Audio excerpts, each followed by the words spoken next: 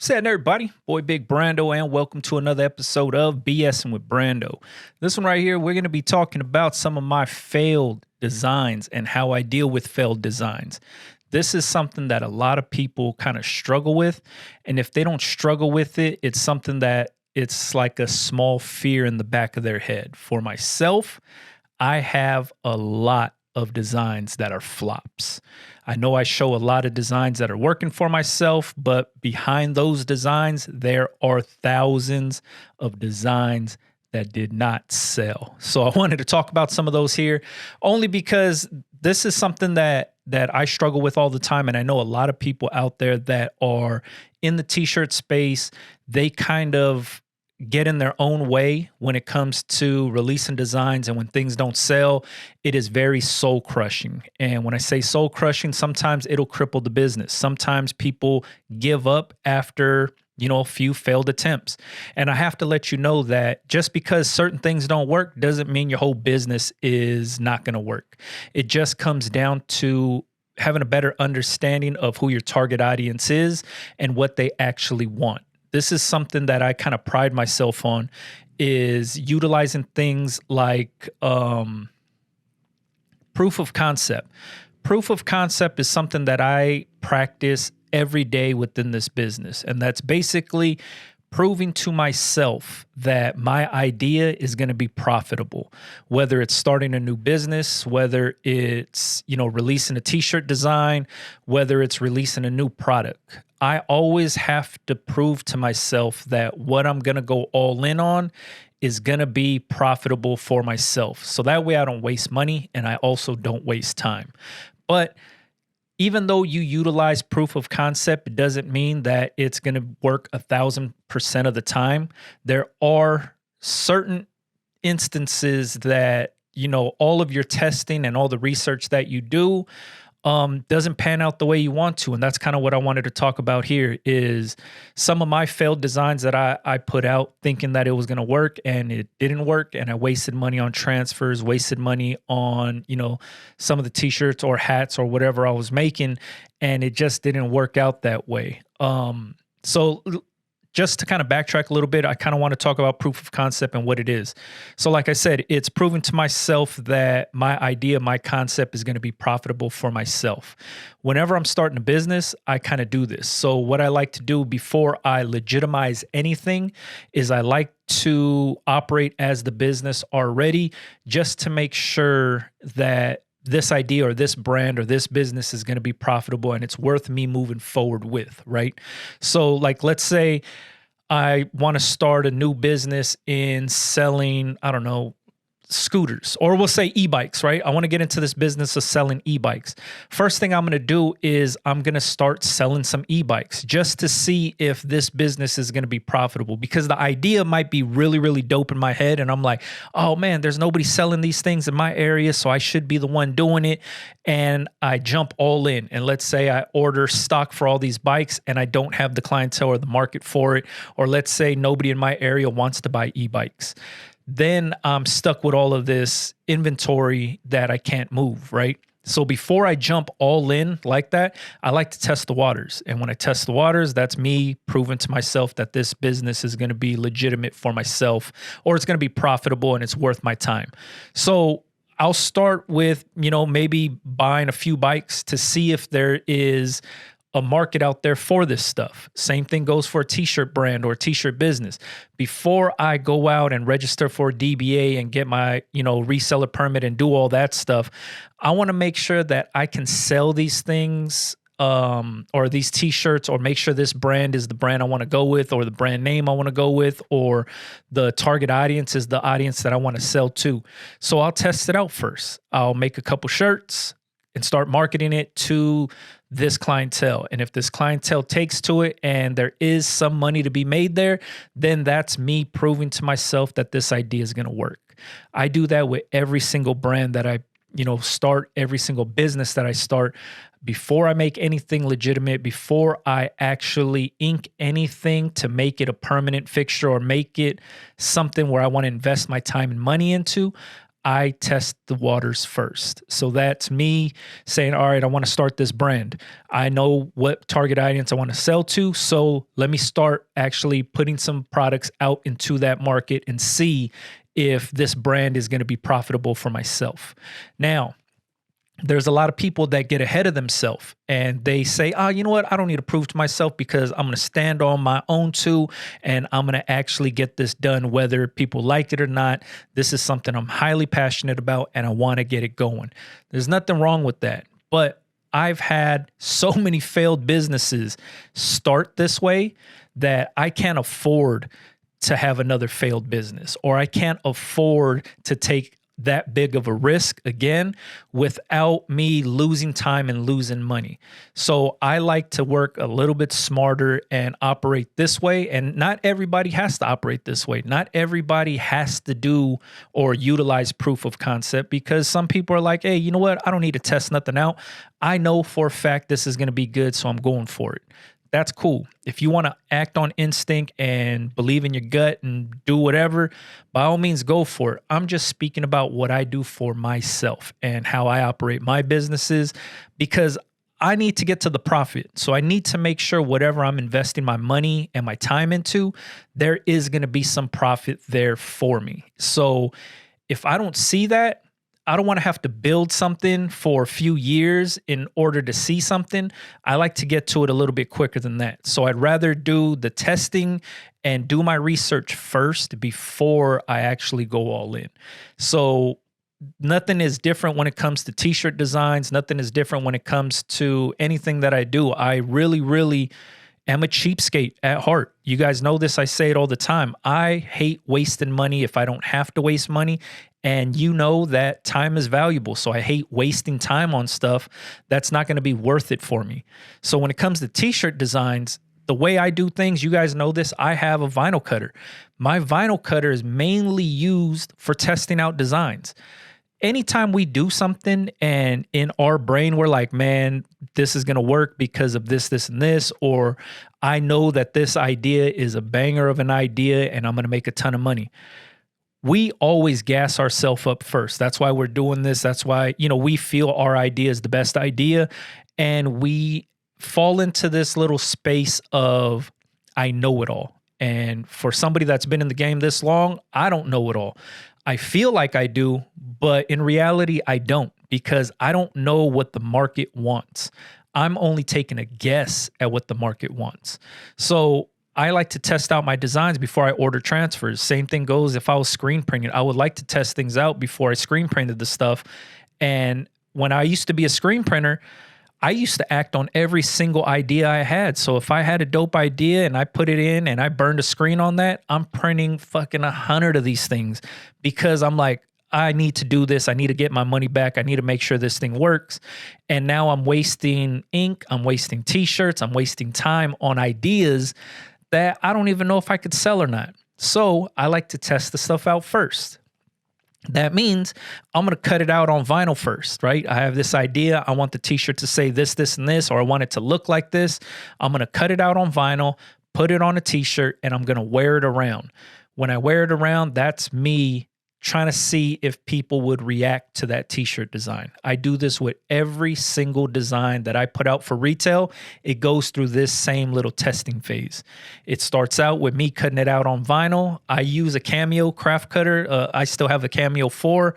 I cut it out. I use EconoTransfer vinyl, and I press it on a blank t-shirt. You guys know at my shop, I carry just blank t-shirts, and as orders come in, then I press the transfers on them. So I have blank t-shirts on hand all the time. So if I have this idea, I think about it, I draw it out, I put it into the computer, I create a digital file. Now I'm cutting it out on vinyl. I press it on a shirt, and I'm going to wear this shirt to somewhere that there's a lot of foot traffic, like Disneyland, or to a car show, or to the LA County Fair, somewhere where there's just going to be a ton of people, where my potential audience is going to be at, so I could see what people's reactions are to the shirt, whether it's them reading it or them saying, hey man, where'd you get that shirt from? Or I could see them laughing and chuckling at the shirt, or whether somebody doesn't even react to it and just walks right by and doesn't even care about it. This is all the data and the research I need to go back home with and be like, this is going to work or this is not going to work. I don't know if any of you have ever worn a t-shirt that you've made or that you've bought and somebody says, hey, that's a dope shirt. Where'd you get that from? Or you see them reading it and they think it's funny, or they say that's a cool shirt. Whatever it is, if you've ever had that experience, that's the kind of reactions I'm trying to get back with every t-shirt design that I make. So for example, when I made the t-shirt with the LA wearing the chucks, I thought it was cool that, you know, I could put some chucks on this LA because it looks like two little feet and, you know, put it out. So what I did was that t-shirt design was way different when it first started out. So the version that I started out with was the left chest print of the LA wearing the chucks. That was the big part of the design that, you know, I felt proud about and I wanted people to see. And then on the back, I had a small little text that said, "This city don't love you." The reason I did "This city don't love you" is because that was my answer to the tourist shirt of, you know, like when you go to Hollywood Boulevard or Venice Beach, there's that standard t-shirt that it's a white shirt and it says, "I heart LA." And usually tourists buy that shirt. I think they do it in New York also, but here in Los Angeles, Hollywood Boulevard is somewhere where they sell that shirt. Venice Beach is somewhere where they sell that shirt. That was my answer to that, is "This city don't love you." And LA with the chucks is a standard Los Angeles thing. Chuck Taylors is a staple here in Los Angeles. Whether you were growing up wearing chucks, whether you wear them now, that is just a standard sneaker or shoe for Los Angeles. Everybody in LA knows what it is, especially the high top chucks. So I put the chucks on the LA saying, you know, LA natives, locals to Los Angeles, they know what this is. This t-shirt is for them. So it's the answer to the "I love LA" t-shirt or tourist t-shirt. And my t-shirt had the LA on the front pocket, and then on the back it said, "This city don't love you." I had it small in like little tiny text, and it was going across the back because I felt that the LA with the chucks should be the part that stands out on the t-shirt. And, you know, obviously I wear it around and it does all right, but the back print is not hitting the way I would like it to. So that's when I had the idea of making it bigger, where it says, "This city don't love you." And then I put all of the big LA, not the only landmarks here, but I tried to cover all of Los Angeles by putting a lowrider in there, putting the Watts Towers in there, Randy's Donuts, Dodger Stadium, Staples Center. I put a Harley on there, the Venice Beach sign. All of those things from the city all the way down to the ocean is kind of covered within the graphics inside the text. And then it was a big "This city don't love you" on the back. That t-shirt did way better than the version 1. Now, it all started with just testing it out, right? So the homie had a DTG printer. I had him DTG up me a sample for the first one. I wore it around. It did really good. People loved the front pocket print. They didn't really care about the back at the time, but they were buying it for the front pocket print. That t-shirt sold. I got transfers made. I said, all right, cool. Started selling them. Cool. Then I started to get the feedback of, damn, I wish the back print was bigger. I wish the back print, it's more of a staple piece. I wish that was bigger. So then I made it bigger in all solid text first. And then I DTG'd that one. And then I wore it around. So now I have the LA with the chucks and then the big print on the back. The big print on the back got more attention, but I said it needs to be more Los Angeles based so people don't have to look at the front and the back to get what that shirt means. So that's when I got the idea to put the images inside the text. And then I had that one DTG'd and wore that one around. Now, that's all the testing that I do. Does that mean you have to do it? No, but that's what I was doing because I wanted to make sure that the design hit, right? I wanted to make sure that the design was going to be good before I ordered transfers. And now the t-shirt is a banger. Front left chest print has the LA with the chucks. That never changed up. On the back, it says "This city." Inside "This city," the text is pretty big, goes shoulder to shoulder. And inside the text is the graphic of all of Los Angeles landmarks. And then it says "This city don't love you." Now the t-shirt is a winner. I'm ordering transfers. I'm selling that thing out. Every single time I open the store, that t-shirt's selling out. When I put it up online, the t-shirt's selling out. So I know it's a winner. Before I got to that point, it was all testing. When I say all testing, I'm talking about, yeah, I'm paying to get these things DTG because I want to make sure that I have an idea of what the shirt's going to look like and how it's going to work. Now, all of that testing paid off, right? If I would have just went and just ordered a bunch of transfers with the small, tiny text, I wouldn't have sold as many as I have. And then if I wouldn't have tested things out with the back print to have the images on the inside or just use solid text, I wouldn't have sold as many as I have. Now that the t-shirt is what it is today, all of that testing has paid off. So for myself, utilizing proof of concept for every single design, it just helps. It works. Now you're probably thinking, well, how'd you use your vinyl cutter? Like you were talking about using vinyl cutter. If you have a multicolored design, you have the option to use DTF transfers now. There's people that sell no minimums, right? You could get one transfer made, or you could get a gang roll made and test a bunch of designs out. Now the flexibility of testing out multicolor is way better than what it was 3 years ago, probably even 2 years ago. The option was finding somebody with a DTG printer, or, you know, ordering 10 transfers, or whoever's doing multicolor at the time, to just get 10 transfers made and test things out that way. Now you have the flexibility of using DTF to test out. And a lot of people don't like doing this because it's time consuming. People want to get to the money fast. But for myself, I would hate to invest in a ton of transfers of a design that I know won't sell, or I don't know that they'll sell. It's a guessing game at that point. So for myself, I like to test things out first using proof of concept to make sure that I'm going to be able to sell this stuff and make some money on. Now, does this work all the time? No, but it does minimize the risk. If you just acted on every single design and got transfers made for every single design that you put out, and you said, all right, you know what, I'm going to order 50 of these because I think this is going to sell. And I'm going to order 50 of these because I like this design, I think it's going to sell. And then now you wasted money on those transfers, and now you're sitting on them hoping to sell them. But now you have to do the marketing, you have to do everything to try to get people excited about that design to sell them, right? I operate a little bit backwards. So what I do is I test it out to see if there's going to be a reaction to it. And if nobody cares about that shirt, I don't get transfers made. Then I'll just shelf that design and maybe tweak it a little later. It just lives on my hard drive. And then the designs that I do get good reactions about, where people are like, hey, that's a cool shirt, or I like that, or whatever, then I get transfers made from there, because now I have real world interactions with people that actually related to the design or it caught their attention. And that's all I care about. That's going to take the risk out of me releasing something that's not going to grab attention.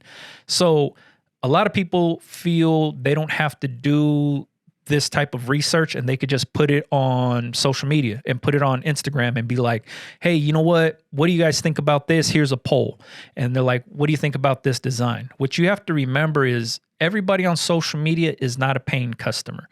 A lot of times people will like certain things based on habit. So they're like, oh man, I like this guy. This guy's cool. I'm going to like this, or I'm going to, thumbs up this, or I'm going to leave a heart emoji, or whatever it is. It doesn't mean that they're a paying customer. A lot of times people just do this stuff out of habit. So it's hard to gauge, those reactions from people based on a poll or likes, or, some kind of comment or something saying, hey, that's dope. I like doing it based on pure stranger interactions with people out in the wild or out in the real world, only because there's no incentive for them to come up to me and say, hey, that's a cool shirt, or where'd you get that shirt from? I feel like if somebody musters up the courage to come to you and say, hey, where'd you get that shirt from? They're genuinely interested in it, or they relate to that t-shirt in some way for them to come up to you and say, hey, that's dope, or hey, where'd you get that from? Whereas social media, you could be, sitting on the toilet or sitting on your couch and you're just liking just to like stuff. And it doesn't necessarily mean that you're interested in it. You're just doing it out of pure habit at that point. So, if your only option is to do it online, then go for it, but you're still taking a risk, because majority of the people that are liking it aren't really customers. And I don't know if you're getting their genuine reaction to it. So I like to do it in the real world. And some people don't like doing that, or they feel a little nervous or scared to do that kind of stuff. And they feel more comfortable doing it online. If you do it online and, people are telling you, hey, that's dope, when you're going to release that, and then you get transfers made, and then those same people that commented that don't buy it, you can't be mad at them. You know what I mean? It's just, that's the nature of the business at that point. You're going based on people's reactions. There's so many people that are like, man, I put this poll up and I told them to vote on which design they thought is better. And the design that won is the one I ordered transfers on, and now nobody's buying. And that's only because people aren't invested into what they're voting on in a poll and stuff like that. It doesn't mean that the design is bad. It's just maybe that target audience isn't the audience for it, or it probably just means the people were just voting just to vote, and they didn't really care which one worked or not. It's because there's no investment to it, right? If you're out in public, and somebody comes up to you as a complete stranger and is like, hey, that's a dope shirt, chances are they think it's a dope shirt for them to come up to you and say that. You know what I mean?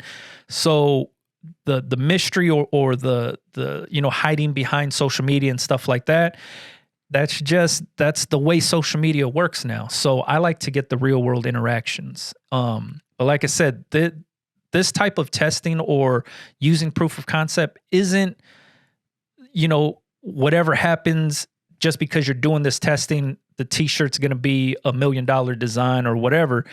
It's just minimizing the risk of wasting money on something. You know what I mean? That's all I'm trying to take out of it.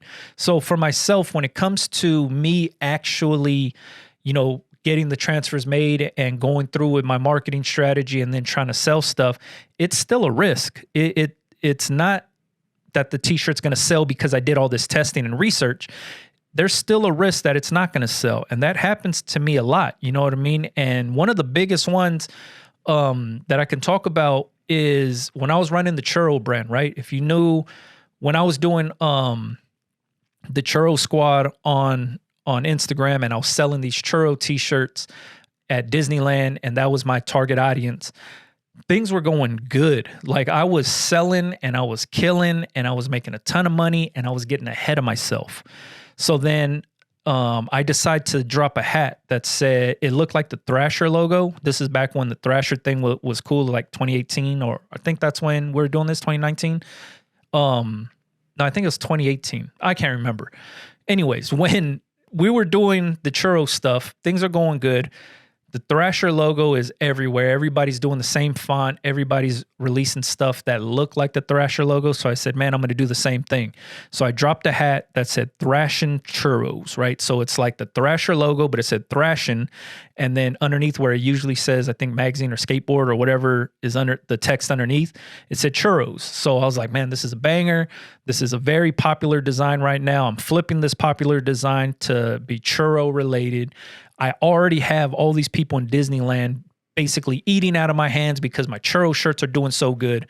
I'm going to drop this hat. So I dropped the hat and fucking nothing. Nobody gives a shit about it. I maybe sell like 2.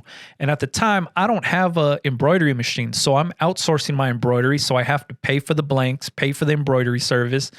And, I ordered, I don't know, I think it was like 72 hats or something like that. Or I think it was more than that. I might have ordered in the hundreds.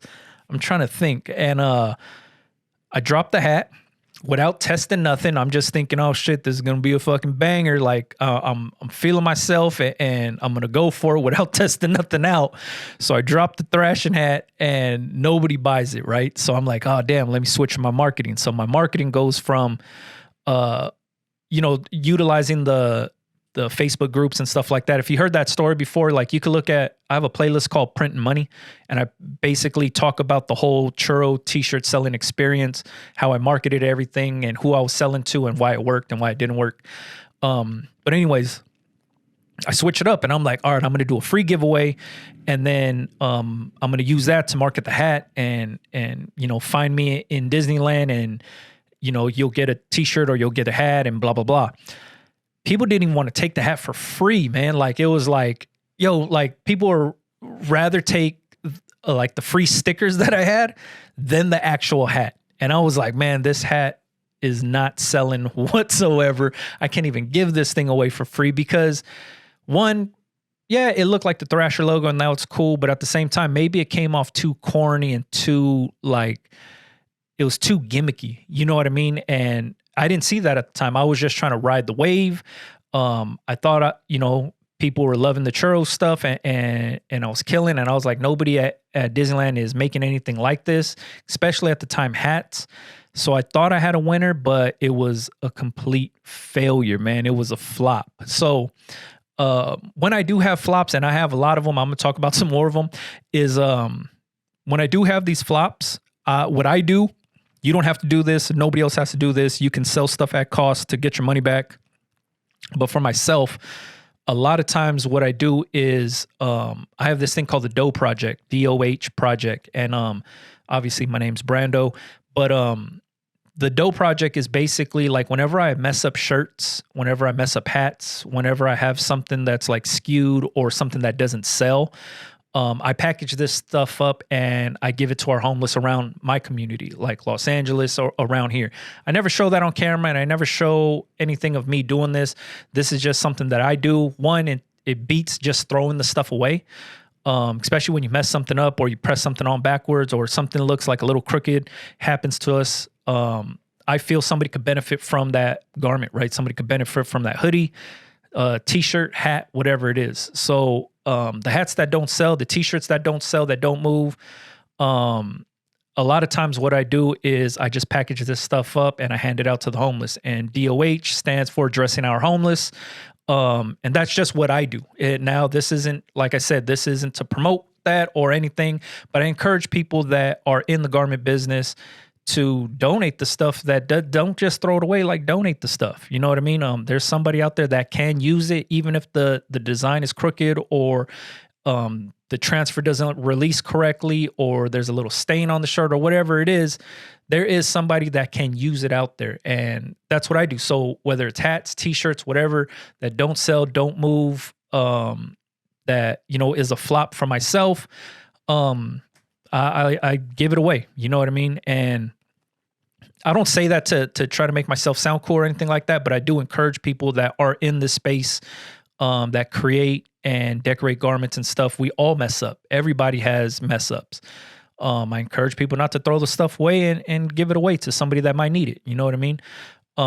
So for me, when it came to those hats, I tried selling them. I tried discounting them. I tried creating some kind of buzz where I thought I could utilize like the way Supreme does things, like if you don't get it now, we're only going to make a limited quantity. And if they don't sell, or if you don't get it now, it's going to sell out and you're never going to be able to get it again.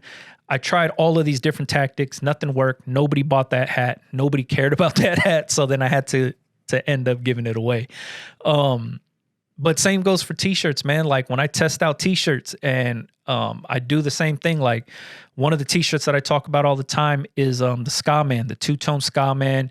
His hands are like this. He's wearing a suit. He has a fedora on. It has the two-tone checkerboard on the bottom.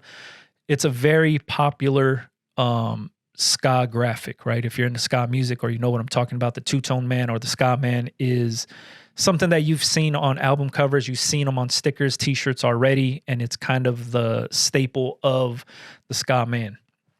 So what I did was I took the Ska Man. People in Hawaii, they love reggae music, ska music. It's just something that everybody grows up on. There's radio stations in Hawaii that play nothing but reggae music. So I thought, I'm going to flip the Ska Man. I'm going to put shakas in his hand. And then instead of the two-tone checkerboard on the bottom, it's going to be two-tone shark's teeth or the triangles or nihomano, the pattern that's on like tattoos and stuff, like the triangles. So instead of doing checkerboards, I did the shark's teeth or the triangles. The Ska Man is now, instead of fists, he has two shakas thrown up. I even went as far as putting a lei on him. So it was cool. Like the graphic was dope. I made it. I wore it to a concert. People loved it. I thought I did all the research I needed to. I ordered a shitload of transfers. I brought it to a festival that I was vending at, and it sold absolutely nothing. Now, I did all the proper testing. Like I said, I cut it out on vinyl. I made it. I made different renditions of the design because I wasn't like I was getting the reactions, but I wasn't getting the reactions that I wanted because I needed it to hit, right? And then the moment I started getting like the good reactions, like, yo, that's a dope shirt, that's pretty funny, that's cool, I was like so ahead of myself because I really, really love that design for myself. But I'm not the tastemaker. I don't know what's dope and what's not dope. I don't know what's going to sell. I need the people to tell me what's going to sell, right? So just because I like it doesn't mean everybody else likes it. But I was in love with this design. One, I was in love with the graphic. I was in love with the idea of it. I thought I executed it perfectly. I order a shitload of transfers. I put them on shirts. I pre-print a bunch of stuff and bring it to this festival, and nobody buys the shit. And it's just a complete failure. And that failure was so humbling because I was like, yo, this shirt is so dope to me, man. And the graphic is so dope. And the idea behind it was so dope. It just worked perfectly. Like the guy's hands are like this. And I put shakas in his hands and they look dope. And he has a red lei and it's like floating in the air. And everything about that design was so crucial and cool, and it just did not hit the way I wanted it to hit. And I was just like, man. And once again, I pressed up a bunch of shirts because I was vending at a festival. I ended up having to donate all those t-shirts and give them away because I couldn't sell them. And for me, that's like it's humbling. I'll say that. And it's very, very, I can't even think of the word, man. It's a blow to the ego because you have this idea like, oh shit, man, this design's going to hit. I'm going to make a ton of money. Everybody's going to love this design. But then the design doesn't necessarily hit the way that you want. And then you start to panic a little bit and you're like, oh man, how come this thing's not selling? Like, I love it. How come these people don't love it? And I always say this, man, the market will never lie to you. The market will always tell you if something's good or not because the market will either buy it or they won't buy it. You know what I mean? So when you put stuff out, you're taking a gamble and you're taking the risk of hopefully it sells and it, you know, you make a ton of money on it. But I try to minimize that gamble and risk by doing a little bit of research up front. There's no way of for sure knowing if something's going to be a banger until you actually put it up for sale and see if your audience actually reacts to it and buys it from you. The, you know, proof of concept stuff and all that, that's just something to help minimize the risk. And that's all it is. Like I said, there's t-shirt designs that I've put out that were bangers that I wasn't 1,000% in love with, where I was like, yeah, this is going to do really, really well. And it ends up taking off and it's a banger and I make a ton of money with it. But there's designs that I'm really in love with and I'm like, yo, this thing is going to be so dope and I'm going to make so much money and it's going to be a killer, and it does nothing and it's a big flop, and it's very much soul crushing because I was so in love with certain designs that didn't cross over well or didn't hit. And like, for example, when I was doing the Leftover brand, I had the Ricky's Killer shirt. That was the dude from Boys in the Hood. I redrew that guy and I kind of made it look like a Polaroid picture of the guy. And he is hanging out the window when he shoots Ricky at the end of the movie from Boys in the Hood, if you've seen that movie. And at the end of his gun, I put the old little cartoon, like little bang sign where it's like a stick popping out and it has a flag that says bang. So I drew, cartoonized, or drew illustrated the car with the killer hanging out the window, holding the gun, and it has the little flag at the end that says bang. And that shirt was called Ricky's Killer, and that shirt did extremely well. Super, super dope. And then I had like this iconic series where I would take the likes of somebody, like the Coogee sweater design. It was an illustration of Biggie, and it wasn't his face. It was his Coogee sweater, I think a little bit of his jeans and his sunglasses. And there was no, like, it was the shape of them, but there was no face attached to it. It was just the sweater and the glasses. And it was the series that I was doing that was called Iconic, for Leftovers. And I was like, oh, this will be dope, man. And that design did really good. So the Coogee sweater design did really good. Ricky's Killer design did really, really good.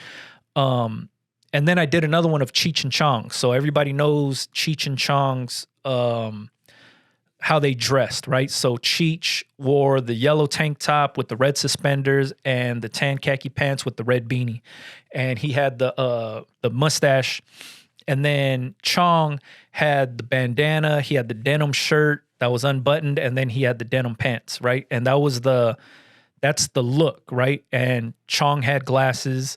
So I did that. Once again, no face. It's just kind of not even the silhouette. It's just like on Cheech, like the beanie and the mustache is just floating, and then there's no arms. It's just like the clothes of them, right? And the idea was dope. Like it was such a cool idea. And the series was cool, but that shirt didn't do good. Like the Cheech and Chong one didn't do so hot. The Coogee sweater one did good. Ricky's Killer did really good. I did another one that was like Kobe and Shaq. Just the back of them, there's this iconic photo of them walking off the court, and they're walking next to each other. So I did the back of their jerseys, and I did everything down to their shoes. So it's like their shoes, and then the space, and then their shorts and jersey. And that one obviously didn't do good either. Like I was hoping it was gonna hit. It just didn't hit the right audience, I guess. And I was in love with those. I wasn't so much in love with the Coogee sweater. I mean, I always thought that design was dope, and that was a design I made like probably like in 2008 or 2007 when I created the Coogee sweater one. And then I didn't release it until like 2016, 2017 or whatever, when I was doing leftovers. I can't remember how long ago that was. But yeah, the designs that I was in love with, like the Cheech and Chong one, I thought that one was going to do really, really good. And it didn't. It just didn't hit the way I thought, or it didn't land in front of the right audience. So that one didn't sell too good. And then, like I said, the Kobe and Shaq, like that iconic series was dope. And I have a lot more images just like that of other iconic kind of images. But it's just, it just didn't work, man. The Coogee sweater one did really good, and Ricky's Killer did really good. But I sold leftovers long time ago with those designs. But it's to say, you know, there's certain things that I like, that I create, that I fall in love with, but I can't attach myself to them, because once my emotions get involved, then I'm going to start to push those designs more than other designs. And that's not the case. I have to kind of play to what the customer wants. And that's how I know things are going to work out really good, is because the customer is basically the one that's going to be buying the stuff. So once I come to grips with understanding what the customers want, I have to double down on those designs and not the designs that I'm passionate about, I guess you could say. So once my emotions are checked out of the design, then it just becomes a numbers game. Now I'm just kind of putting stuff out because I know it's going to sell. And that's the disconnect that you kind of need. I mean, you want to be in love with the stuff that you're putting out, but at the same time, you can't be fully attached to it, because if it doesn't sell, you're going to beat yourself up about it. And I've beat myself up thousands of times on designs that I thought was going to be a winner, and I was trying to make them happen, and it just didn't hit, and it wasn't coming across to the target audience the same as I had hoped. And that's the reality of things, is if there's no money coming in with that design, you have to be able to be like, this design's a flop. Even if you switch up your marketing, you switch up the target audience you're going after, if it doesn't sell, you have to be real with yourself and be like, hey, you know what? I fucked up. Like this design isn't what I thought it was going to be, or it's not going to do what I thought it was going to do. And you have to be able to kind of just roll out of that thing and move to the next one. If you sit there and you let it marinate on your brain, and you let that design or that failure beat you down, oh man, that'll cripple your business, because you're going to be unmotivated to do something else. Instead, you should try to use the failure as motivation to do something bigger and better the next time. You have to remember that there is always tomorrow. You always have to be like, all right, this didn't work. Let me try something else. The moment you start to just marinate in that funk of this didn't go as planned, that's the make it or break it point for your business. Whether it's going to be, you know, curtains and you're just going to give up, or you're going to say, all right, fuck it, let me try something else. Let me put this other design out, or let me put this other idea out and see if this goes. There's so many times that people will hit me up and be like, hey, can you check out my site?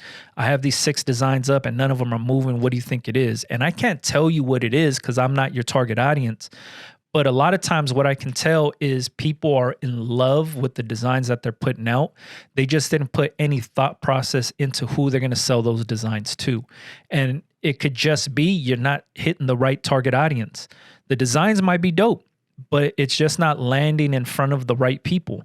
So you have to take into consideration, all right, this is good, but I'm not targeting the right people, or this is bad and it's in front of the right people and the right people are saying, nah, this ain't it. You have to be able to humble yourself and accept all of that comes with running one of these businesses, because, you know, at the end of the day, yeah, we like certain things or we're in love with certain things, but just because we like it doesn't mean that the end user is going to like it. And that's the part that a lot of people don't, not that they understand it, they just don't think it applies to them. And sometimes we get, you know, we build ourselves up in our head and we're like, man, I'm the tastemaker. I know what's right. I know what's good. I know what's dope. I know what I want to put out. But just because you think that doesn't mean that your target audience is going to think the same thing, or you might not share the same vision. And you might be like, well, I like Supreme. He likes Supreme. So, you know, this is my audience. But they might have a different way of thinking what looks dope on them, or what, you know, is something cool and relatable. So anytime that you put something out or think about putting something out, you always have to remember it might not go as planned, and you should create a plan for something not hitting. And it sucks to prepare for that. But that's the reality of things. Everything we put out isn't going to be a winner. Everything we put out, some of your favorite brands have flops. Some of your favorite brands put out designs that maybe only sell a few units, whereas something else in that collection sells out. But there is some things that don't sell. And it's just kind of the way the business goes. And you have to be able to be 1000% honest with yourself. When something's a flop, something's a flop. And you say, all right, screw it. Let me do something else. And you have to be able to keep moving forward if you want something out of this business. If you let these small failures cripple your business, you're not cut out for this business. And I would like for everybody to win in this business, but it starts with how you actually think about the stuff. What type of reality are you checked into? You know what I mean? Are you caught up in that fantasy phase or the dreamer phase where it's just everything is going to go as smooth as possible? Or are you really, really like honest with yourself and you're like, you know what, if this doesn't work, I need to have a backup plan. If this doesn't work, I need to have another design that's going to work. Or I need to be able to understand why something's not working so I can make the small adjustments to make it work. You know what I mean? These are the things that, you know, I encourage everybody to do. I'm not a quitter, for one. And I understand when things get hard, it's easy to quit, but I'm not one of those people where it's like, you know, the only way to succeed is to not be a quitter and blah, blah, blah. Sometimes these businesses aren't cut out for people. Sometimes people think running a business is a lot easier than having a full-time job, and it's not. We all know this. When you run your own business, you're working way more hours than 8 hours a day. You're focused on more with little outcome. So you're putting in way more work and you're not making as much money as your regular day-to-day job. But what keeps you working towards something is because you own the business, right? You're fully invested in the business, so you're there to see it through. A lot of people get caught up in, I want to be my own boss and I want to make $1 million, but they're not cut out for the bad times of that business or the hard work or the long hours. So sometimes people that start businesses aren't cut out to be business owners. And there's nothing wrong with that. I say it all the time. Like, there's so many people out there that aren't business owners, but really, really hard workers. And that's cool because the world needs employees. The world doesn't need 1 million bosses. The world needs people to work at these places. So you don't need to be the boss just because somebody on the internet is saying, be your own boss, blah, blah, blah. Nah, who cares about that? If you're not cut out to own a business, there's nothing wrong with that. You do not have to be a business owner. You do not have to be the boss. If you're a hard worker, you're just a fucking hard worker. There's nothing wrong with that. That's something to be very, very proud of. It's weird that social media has made people think that they need to be business owners, and you don't have to. If it doesn't work out for you and you give it a shot and it doesn't work out, at least you gave it a shot. Most people won't even take the risk of, taking that first leap, but you went through with it. It didn't work out for you. Cool. Once again, I'm not a quitter and I'm not somebody that bashes quitting. As long as somebody gives it 1,000% and it's not for them, you gave it a try, and that's cool. Like, I respect you way more than somebody that's trying to fake it and be like, yeah, I'm a business owner, and you got no money coming in, but you love to brag about being a business owner. No, I don't even care about that. For me, do you have profit? Do you have money in your bank account? How you got that money, I don't give a shit. Whether you own your own business or you work a lot of overtime and you're a full-time regular ass worker, I don't care how it works. As long as you're taking care of your family, that's all that matters. But for some people, they feel that the social aspect of owning a business and being a business owner is worth more than the actual profit of being a business owner. You know what I mean? Socially, people want to sound cool and be the CEO and the owner and blah, blah, blah. I don't even tell people I'm an entrepreneur because I still have a full-time job. I'm a business owner, but I'm not an entrepreneur. You will never hear me say I'm an entrepreneur or preaching that shit or anything like that. No, I got a full-time job still. I run these businesses and work a full-time job. You know what I mean? So I consider myself a business owner, but I don't consider myself an entrepreneur. I never put in my bio that I'm the owner of this, this, and this. I don't care about any of that. All I care about is profit. All I care about is making money, man. Somebody looks at me and says, man, you don't look like a business owner. Cool with me. I'm not going to sit here and try to convince you that I am. All I care about is their money in my bank account. Is my family fed? Does my family have a house? Is my family happy? That's all that matters to me. Everything outside of that, no, I don't have to convince anybody that I do anything. There's a lot of my friends and family that don't even know I make YouTube videos, man, because it's not something I talk about. Or my friends and family know I start t-shirt businesses all the time, and they don't even keep up with all the brands that I start because they're just like, oh man, that's just what he does. And for me, I have friends and family that hasn't even been to my store. I opened a retail store, and I have friends and family that haven't even came because I don't even promote it on my personal Instagram page, like the one that's just for friends and family. I don't talk about nothing t-shirt related on there because it doesn't matter. You know what I mean? For me, it's just, do I have money coming in? And that's all it is. So when it comes to doing this, maybe it's easier for me to chalk up failures and just brush off the failures because I don't care what other people think. And maybe that's the mentality people should have, but that's just what works for me. For me, it makes sense for me to be like, all right, this design didn't work. Oh, well, let's try something else. And maybe I'm not worried about what other people say or if somebody notices that I failed at something, because behind every failure, I probably have like 5 to 10 other ideas that I want to put out. And it's just keep going until something hits. And when something hits, you ride the shit out. Like the City Don't Love You t-shirt. I've been selling that thing for like the last 5 years. And that t-shirt sells out all the time. And it's geared towards people that live in Los Angeles. It's geared towards a certain audience. It's not a worldwide t-shirt design. But every time I release it, it sells out. And it does good. And for me, if I try to recreate the wheel and do another one just like that and do something and maybe switch up the images on the inside, would it work? Maybe, but I don't want to tamper with something that's already doing good. I feel like that design's already, killing. Same thing goes for the 4 fingers up, 2 twisted in the middle shirt. That West Side shirt, I have not even promoted, man. That's just something that I put up on TikTok, and I was showing me pressing that shirt up, and it just sells like crazy. I'd be dumb to try to switch that thing up now. You just have to roll with the punches. If something is a banger, something works, you just ride that thing out until everybody owns one and they don't care about it no more. That's my mentality. And those t-shirts aren't even part of a brand. Like, that's just the label in that shirt is just my dumb big Brandoh logo, like my little face logo.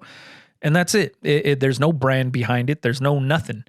It's just a t-shirt design. And it's not that people are buying into the brand. It's not attached to a certain brand. All it is just a dope t-shirt design that people like. And that's about it, man. So when it comes to this business, you know, minimize the risk, minimize yourself, you know, wasting money, wasting time. Everything isn't going to be a for sure. It just comes down to, are things going to work out? Are you willing to see it through? And then if something doesn't work, are you going to be able to recover from that? So if you get knocked down, can you get back up? Or are you going to get knocked down and stay down? It basically comes down to that. I like to use proof of concept. I have a ton of videos about proof of concept. But it's basically proving to yourself that your idea is going to be profitable. And that's the easiest way that I can explain that. Whether it's your business, whether it's a t-shirt design, whether it's whatever you want it to be, you have to be able to, you know, prove to yourself that whatever you're doing is going to be worth your money. It's going to be worth your time. And there is some sort of outcome, whatever the outcome is, whether it's money, whether it's popularity, whatever it is, you have to be able to see that the outcome is attainable and it's within reach. So use proof of concept if you can. Test out your designs with your vinyl cutter. If you don't have a vinyl cutter, test out your designs with DTF transfers. There's so many people out here that sell one transfer or one big ass gang roll that you could put a bunch of them on. Test them out before you actually buy a bunch of transfers and put something out to retail. This is going to help you minimize the risk of you know, releasing something that nobody wants.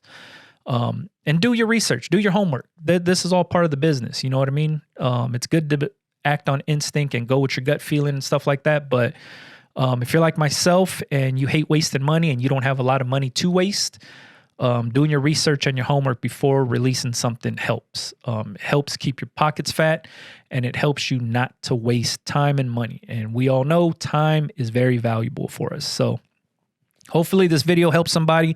It lands into the right eyes and ears of somebody that needed to hear this. Learn from my mistakes. You know, don't get ahead of yourself. Be very humble with what you do, and be very, very, very cautious with what you put out. The more cautious, the better. So that way you don't waste a ton of money, because I know what it's like to waste thousands of dollars on some shit that you can't sell. And if you have items that you can't sell and you can't move, or items that you messed up, donate them, man. Doesn't hurt. If it's going in the trash or it's going on somebody's body, I'd rather have it go on somebody's body. All right. Hopefully these podcasts help you guys out, man. I enjoy doing them. I hope you guys are enjoying listening to these things. Appreciate everybody. Follow me on Instagram if you wanted to, Big Brandoh TV. That's where you could find me doing a lot of stuff within the shop or at the store, fulfilling orders, pressing shirts, all the behind the scenes footage, that kind of stuff is found on my Instagram, Big Brandoh TV. Check it out if you wanted to. All right. Catch you guys on the next one, man. Yeah.